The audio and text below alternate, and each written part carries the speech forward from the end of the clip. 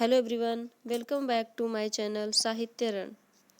तो आज हम पढ़ेंगे कक्षा 10 का स्पर्श भाग 2 चैप्टर 6 मधुर मधुर मेरे दीपक जल।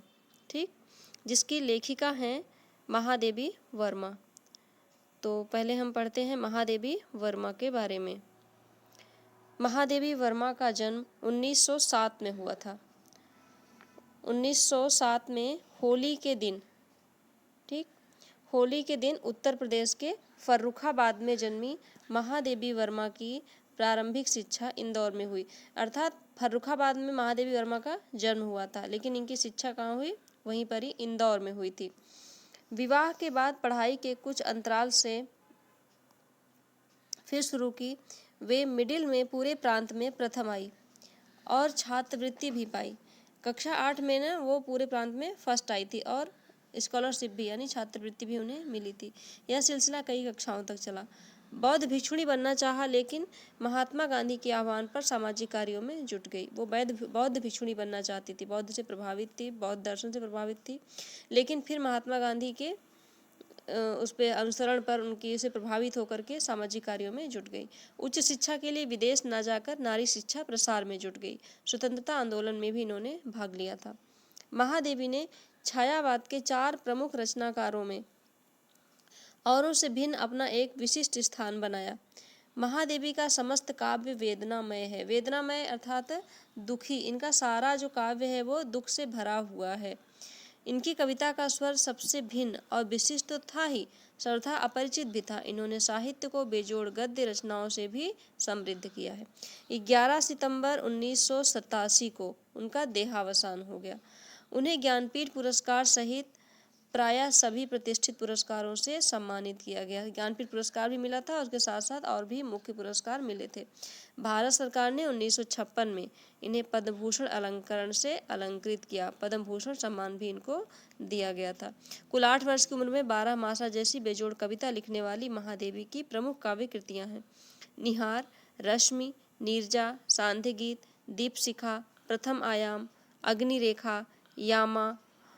ठीक, ये इनकी काव्य कृतियाँ हैं। और गद्य रचनाएं हैं अतीत के चलचित्र, श्रृंखला की कड़ियाँ, स्मृति की रेखाएं, पथ के साथी, मेरा परिवार और चिंतन के क्षण। महादेवी की रुचि चित्रकला में भी रही। उनके बनाए चित्र उनकी कई रचनाओं में दिखाए भी गए हैं। चलिए पढ़ते हैं आगे हम चैप्टर मधुर मधुर मेरे दीपक जल। तो पाठ का नाम है मधुर मधुर मेरे दीपक जल। कवित्री इसमें अपने मन में जल रहे प्रभु के आस्था रूपी दीपक को, अपने मन में प्रभु के आस्था रूपी दीपक को प्रकाशित करते हुए कह रही है कि मधुर मधुर मेरे दीपक जल। हे आस्था रूपी दीपक, तुम धीरे धीरे जलो, युग युग प्रतिदिन प्रतिक्षण प्रतिपल, हर युग हर दिन हर क्षण हर पल हमेशा जलते रहो और मेरे प्रियतम का पथ रास्ता आलोकित करते रहो, प्रभु का रास्ता प्रकाशित करते रहो। सौरभ फैला विपुल धूप बन, मृदुल मोम सा घुल रे मृदुतन, दे प्रकाश का सिंधु अपरिमित, तेरे जीवन का अणुगलगल, पुलक पुलक मेरे दीपक जल। सौरभ यानी कि सुगंध फैला करके विपुल धूप, सुगंधित धूप बन जा। मृदुल मोम सा घुल रे मृदुतन, नरम कोमल मोम के समान पिघल जाओ, अर्थात कोमल भावनाओं से ईश्वर के चरणों में समर्पित हो जाओ। अपने कोमल शरीर को, मोम जैसे शरीर को पिघला दो और अपनी कोमल भावनाओं से ईश्वर के चरणों में समर्पित हो जाओ। दे प्रकाश का सिंधु अपरिमित, तेरे जीवन का अणु गलगल। विस्तृत सिंधु जैसे विस्तृत समुद्र है, उसी तरह से अपना प्रकाश चारों तरफ फैला दो और अपने जीवन का एक एक अणु, एक एक कतरा इसमें गलकर अपने जीवन को इसमें मिला दो, गला दो। पुलक पुलक मेरे दीपक जल, हे आस्था रूपी दीपक, प्रसन्न हो करके तुम जलो और मेरे प्रियतम का पथ आलोकित कर दो, प्रकाशित कर दो। सारे शीतल कोमल नूतल, मांग रहे तुझसे ज्वालाकण। प्रभु के प्रति आस्था की किरण कहीं खोजने से भी नहीं मिलती। कवित्री बता रही है कि प्रभु के प्रति आस्था की जो किरण है वो कहीं खोजने से भी नहीं मिलती है। तो सारे शीतल कोमल नूतन, सभी शीतल कोमल और नूतन प्राणी सभी तुझसे ज्वाला की किरणें मांग रहे हैं। ज्वाला का एक कण यानी कि चिंगारी तुझसे मांग रहे हैं। सभी अपने मन में आस्था की लौ जलाना चाहते हैं।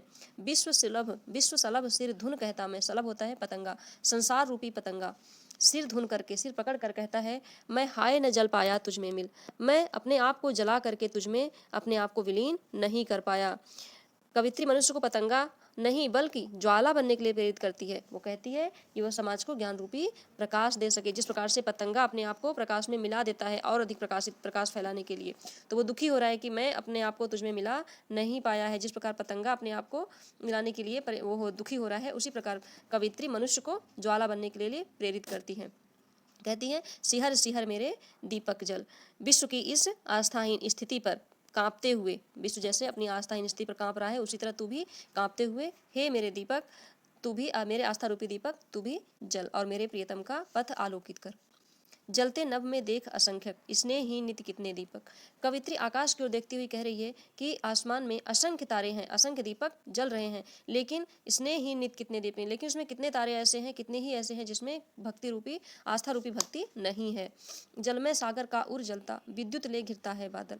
संसार, यह सागर जो है वो कितना बड़ा है, जल से भरा हुआ है, जलमय है, लेकिन फिर भी उसका हृदय जलता रहता है, क्योंकि वह भक्ति रहित नहीं है, आस्था रहित है, उसमें भी आस्था नहीं है। इसलिए वह ग्रीष्म और तपिश से, गर्मी और तपिश से उसकी जो भाप जल, उसका जो जल है वो वाष्प बन करके बादल में उड़ जाता है और घनघोर घटा ले आता है, बिजलियाँ बन जाता है।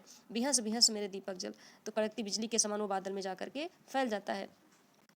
भक्ति की इसी प्रेरणा को प्रेरित करते हुए कवित्री कहती है कि विहस विहस कर, प्रसन्न हो करके, खुश हो करके, हे आस्था रूपी दीपक, तुम जलते रहो, प्रतिदिन प्रतिक्षण जलते रहो और मेरे प्रियतम का पथ आलोकित करते रहो। ठीक, तो इसमें कवित्री ने बताया है कि दीपक कोई जलता हुआ दीप, वो कहती है मतलब हाँ, उसका कहने का अर्थ यह है कि वो कोई दीप या प्रकाश स्रोत नहीं है, यह उसकी कवित्री की आत्मा की चेतना का प्रतीक है। इस कविता में यही दिखाया गया है कि यह दीपक जो है कवित्री की आत्मा की चेतना का प्रतीक है। इसको वह दीपक की तरह प्रकाश फैलाकर संसार के अंधकार को दूर करने का आग्रह करती है।